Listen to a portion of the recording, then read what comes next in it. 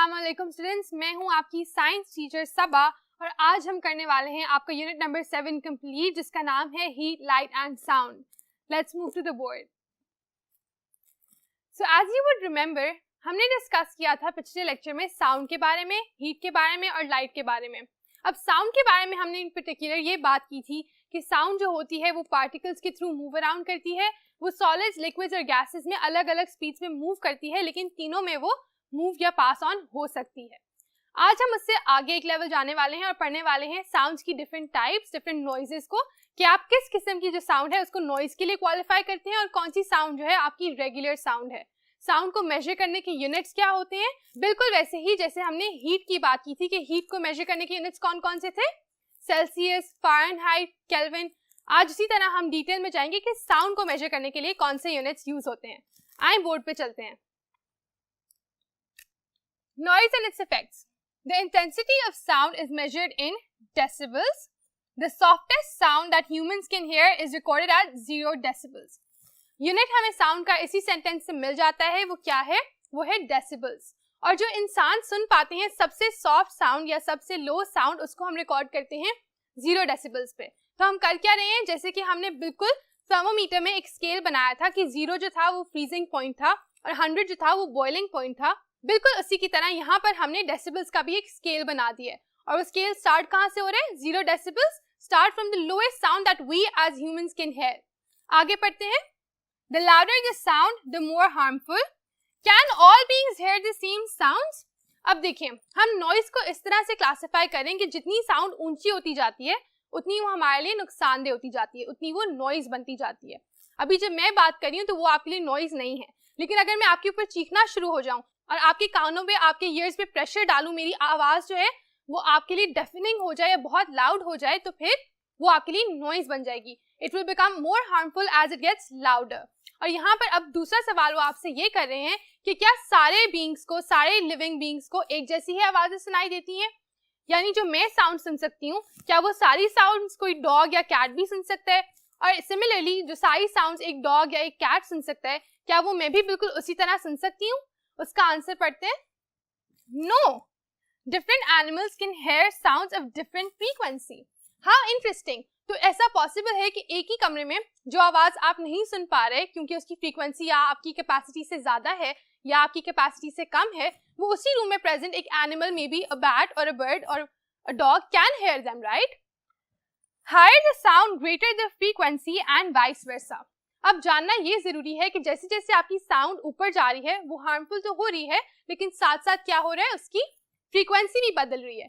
Frequency की definition अभी हम इसी लेक्चर के थोड़ा आगे चलकर पढ़ेंगे, लेकिन अभी के लिए हम डिस्कस करते हैं कि कौन कौन से एनिमल्स की क्या क्या फ्रीक्वेंसीज होती हैं और किस तरह की साउंड को आप किस फ्रीक्वेंसी कैटेगरी में डाल सकते हैं। आइए नेक्स्ट बोर्ड पे चलते हैं। स्टूडेंट्स, यहाँ पर मैंने ड्रॉ किया हुआ एक टेबल जिसके ऊपर मैंने लिखी हुई है different frequencies for different sounds. अब इसका मकसद ये नहीं है कि आप इनको मेमोराइज करें और रट्टा मार लें या क्रैम कर लें कि ओ अच्छा इस चीज की ये फ्रीक्वेंसी होती है, but it is just to give you an idea कि डिफरेंट साउंड्स किस फ्रीक्वेंसी की होती हैं, ताकि कल को अगर आपको सोचना पड़े कि अच्छा हाई फ्रीक्वेंसी से हमारी क्या मुराद है, हम कौन सी साउंड की एग्जाम्पल दे सकते हैं, या लो फ्रीक्वेंसी से क्या मुराद है, हम उस पर कौन सी एग्जाम्पल दे सकते हैं, तो आपके दिमाग में थोड़े से आइडियाज हों। आए इसको रीड आउट करते हैं। तो 20,000 हर्ट्ज जो होती है वो बहुत ही हाई साउंड के लिए हम यूज कर रहे हैं, and that is the highest sound that humans can here.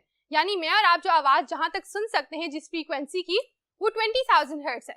अगर किसी साउंड की फ्रीक्वेंसी इससे ऊपर चली जाती है तो मुझे और आपको सुनाई ही नहीं देगी। How strange, right.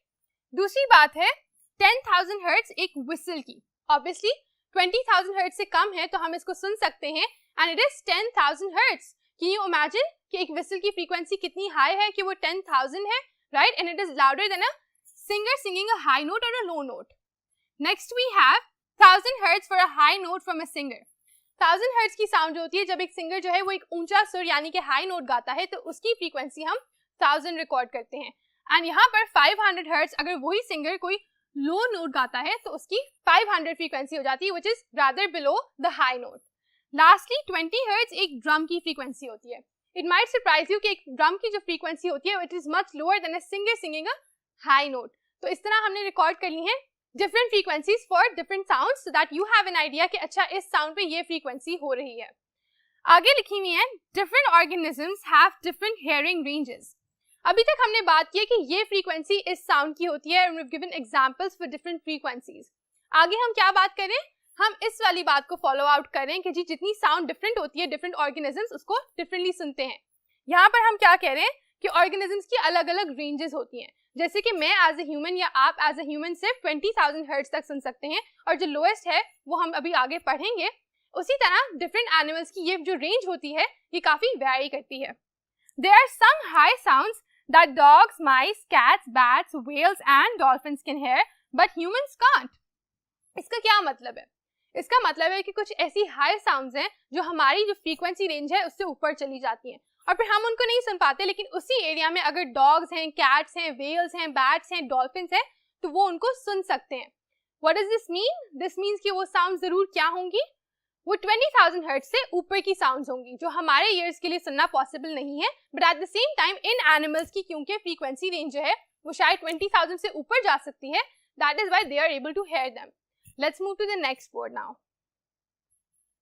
Over here we are explaining कि कुछ ऐसी भी साउंड्स हैं जो हम सुन सकते हैं लेकिन बैट्स, कैट्स या फिर व्हेल्स या डॉल्फिन्स नहीं सुन सकते। And why is that? क्योंकि हो सकता है कि जो हमारी फ्रीक्वेंसी की रेंज स्टार्ट हो रही है वो ऐसे लो पॉइंट से हो रही है जहां पर हम तो वो आवाजें सुन सकते हैं लेकिन कैट्स और डॉग्स की उसके ऊपर से स्टार्ट होती है फ्रीक्वेंसी रेंज, तो वो नहीं सुन सकते।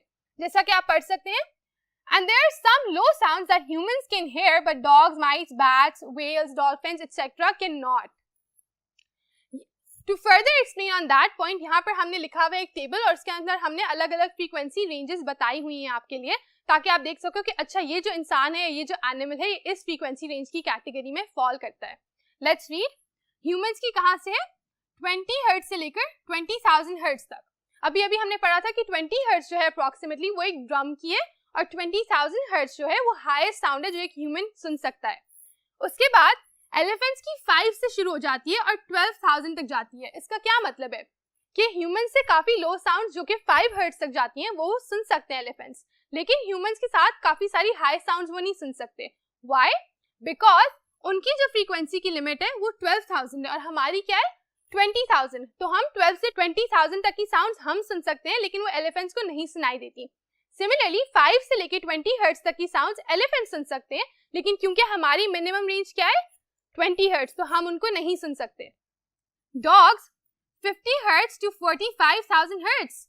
अब ये है कि लो साउंड्स तो हम शायद उनसे ज्यादा सुन सकते हैं क्योंकि हमारी रेंज शुरू होती है 20 से और उनकी होती है 50 से, लेकिन high sounds can you imagine कि डॉग्स की जो है वो कितनी ज्यादा 45,000 तक जाती हैं, जबकि हमारी सिर्फ और सिर्फ 20,000 हर्ट्ज तक, जिसकी वजह से हम काफी कम साउंड सुन सकते हैं इन कंपैरिजन टू डॉग्स जिनकी फ्रीक्वेंसी हाई होती है। The same we can see for cats. 45 hertz से वो स्टार्ट करती हैं, which is again above than 20। हमारा 20 जो है इनसे लो है, इसलिए हम उनसे लो साउंड्स ज्यादा सुन सकते हैं, लेकिन it goes up to 65,000 hertz. तो जो हाई साउंड्स हैं वो हमसे ज्यादा आसानी से सुन सकते हैं हाई फ्रीक्वेंसी साउंड्स को, क्योंकि उनकी 20 से काफी ऊपर 65,000 तक जाती है, क्योंकि वो 20 से काफी ऊपर 65,000 तक जाती है। फिर हम बात करें माइस यानी चूहों की, and for mice we have 1000 hertz to 100,000 hertz. See the difference? हमारी कहाँ से स्टार्ट होती है? मेयर 20 से, और उनकी लोएस्ट फ्रीक्वेंसी क्या है 1000। तो बहुत सारी साउंड्स जो हम सुन सकते हैं लो फ्रीक्वेंसी की वो माइस नहीं सुन सकते, वो 1000 से आगे वाली सुनना शुरू करते हैं। लेकिन एट द सेम टाइम बहुत सारी हाई फ्रीक्वेंसी साउंड्स जो कि 20,000 से ऊपर होती हैं वो हम नहीं सुन सकते, बट जो माउस है वो कहाँ तक सुन सकता है? Up to 100,000। That's 80,000 higher than our frequency, क्योंकि हमारी 20,000 है, उनकी 100,000 है। इसी तरह बैट्स की भी काफी डिफरेंट होती है हमारे से फ्रीक्वेंसी रेंज। उनकी स्टार्ट कहाँ से हो रही है 2000 एंड गोज अप टू 120,000।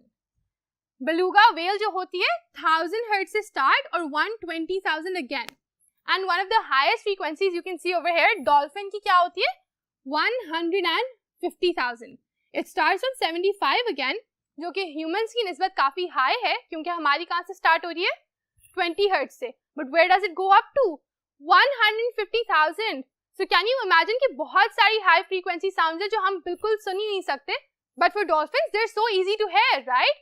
तो ये एक डिफरेंट बात जो हमने आज सीखी है वो ये है कि आपके इर्द गिर्द ही कुछ एनिमल्स प्रेजेंट हैं जो कि ऐसी साउंड सुन सकते हैं जो आप नहीं सुन सकते, सिंपली बिकॉज आपकी फ्रीक्वेंसी रेंज वो नहीं है, और साउंड्स का हम मेजर ही फ्रीक्वेंसी के बेसिस पे कर रहे हैं। आए आगे पढ़ते हैं। अब फ्रीक्वेंसी होता क्या है? Frequency is the number of waves produce in a second. If you remember, हमने क्या पढ़ा था? सबसे पहली बात जो हमने साउंड्स की यूनिट में पढ़ी थी वो ये थी कि साउंड्स जो होती हैं वो वेव्स में ट्रैवल करती हैं, और फिर आप उन वेव्स को मेजर करते हो देखने के लिए कि साउंड कितनी हाई है या कितनी लो है। यहाँ पर वही बात हो रही है कि फ्रीक्वेंसी होती है कि एक सेकंड में साउंड कितनी वेव्स प्रोड्यूस कर रही है। फ्रीक्वेंसी का वैसे भी मतलब होता है कि how many times in a particular given set of period. तो यहाँ पर हम यही कह रहे हैं कि क्या आप कितनी दफा एक वेव प्रोड्यूस कर रहे हो विद इन अ सेकेंड। यहाँ पर उन्होंने आपको दो डायग्राम्स दिखाई हुई है। This one is for low frequency, कि जब आपकी फ्रीक्वेंसी लो होती है तो ये वाली डायग्राम बनती है, और अगर आपकी फ्रीक्वेंसी हाई होती है तो ये वाली डायग्राम कुछ आपको वेव्स की नजर आती है, क्योंकि ऑब्वियसली यहाँ पर ज्यादा वेव्स बनेगी एक सेकंड में, है ना, क्योंकि क्रेस्ट के दरमियान का डिफरेंस जो है वो कम है। पिछले यूनिट में हमने क्या बात की थी? क्रेस्ट के दरमियान की डिफरेंस की, राइट। लो साउंड का जो डिफरेंस होता है वो ज्यादा होता है क्रेस्ट के दरमियान, जैसे कि यहाँ पर, और जो हाई साउंड होती है उसका बिल्कुल कम होता है। तो फ्रीक्वेंसी के लिए भी हम सेम फिनोमेना इस्तेमाल करते हैं कि जो लो फ्रीक्वेंसी है उसका कुछ इस तरह से दिखेगा क्योंकि कम वेव्स बनेंगी एक सेकंड में, जबकि जो हाई फ्रीक्वेंसी है उसकी पास है because more waves will form within a second. So children, that is it for our unit. हमने पूरा चैप्टर अच्छे से कवर कर लिया है। अभी हम नेक्स्ट बोर्ड पे चल के इसकी रिव्यू एक्सरसाइज करेंगे, but before we move on to that मैं चाहती हूँ कि आप इस वीडियो को पॉज करें, आप एक दफा फिर से पिछले लेसन्स को रिविजिट करें और देखें कि आपको सारे कॉन्सेप्ट्स क्लियर हुए हैं या नहीं हुए हैं। क्योंकि अब मैं आपको आंसर्स डिक्टेट नहीं कराऊंगी, I will just give you an idea कि आप उनको कैसे सॉल्व करेंगे, क्योंकि हम हर चीज के बारे में डिटेल में बात कर चुके हैं। आइए नेक्स्ट बोर्ड पे चलते हैं और रिव्यू एक्सरसाइज करते हैं। Over here we have the questions written. Let's read them. How is heat measured? पहला सवाल 7.1 में से कि हीट जो है वो मेजर किस तरह से होती है। इसका आंसर बहुत ही सिंपल है, वो मेजर होती है in the form of temperature through thermometers, right. हम बात कर चुके हैं थर्मोमीटर की, और आप यहाँ पे थर्मोमीटर की दोनों स्केल्स भी बता सकते हो जो कि सेल्सियस या फ़ारेनहाइट हम नॉर्मली यूज करते हैं। आपने ऑब्वियसली इस तरह से आंसर नहीं लिखना, आप पूरी डिटेल सेंटेंस लिखोगे that heat is measured by a thermometer and it is measured by using the units of temperature that are Kelvin, Fahrenheit and Celsius. उसके बाद दूसरा क्वेश्चन है how did the two measuring scales for temperature get their names?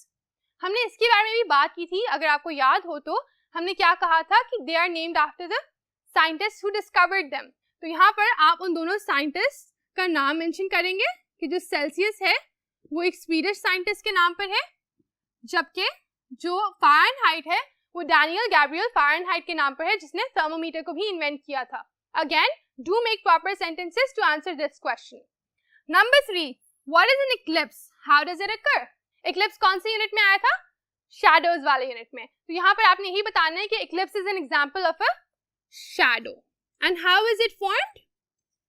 कब ये form होता है? जब सूरज और किसी भी प्लैनेट के दरमियान कोई मून या कोई और प्लैनेट आकर उसकी लाइट को ब्लॉक कर देता है। तो फिर क्या होता है कि लाइट ब्लॉक होने की वजह से स्कैटर होके पिछले या फिर बैकग्राउंड वाले प्लैनेट के ऊपर एक शैडो कास्ट कर देती है। ये हमने पूरा डिटेल में आपके पिछले एक्सरसाइजेस में लिखा हुआ है। Go to that, read it and then answer this question in detail. Question number 4, draw sound waves produced by a low sound, a high sound. You have them right here. Low sound की जो sound waves होती हैं वो कुछ इस तरह से दिखती हैं और हाई साउंड्स की इस तरह से दिखती हैं। तो आप ए पार्ट में ये वाला डायग्राम और बी पार्ट में ये वाला डायग्राम ड्रॉ करके आसानी से दिखा सकते हैं कि कौन सी साउंड की किस तरह की वेव्स होती हैं। Question number 5 and the last question for today is what is meant by the frequency of a sound, how is it measured? अभी हमने फ्रीक्वेंसी की डेफिनेशन पढ़ी है और वो क्या है? The number of waves produced in a second. Okay, so that's exactly what you will write कि frequency is the number of sound waves produced in a second. और फिर उसको मेजर किस तरह से करते हैं? उसको हम मेजर करते हैं हर्ट्ज में। उनकी मेजरमेंट का यूनिट है हर्ट्ज। और आप एग्जांपल भी दे सकते हैं कि जैसे ह्यूमंस की highest ability of hearing a sound is the 20,000 hertz frequency. So I hope कि आपको सारे क्वेश्चन समझ आए हैं, आपको मेरे आंसर समझ आए हैं। नहीं आए तो फिर से सुने और फिर उसको करने की कोशिश करें मुकम्मल खुद से अपने तौर पर। That will be it for today, my children. I will see you again in the next class, inshallah.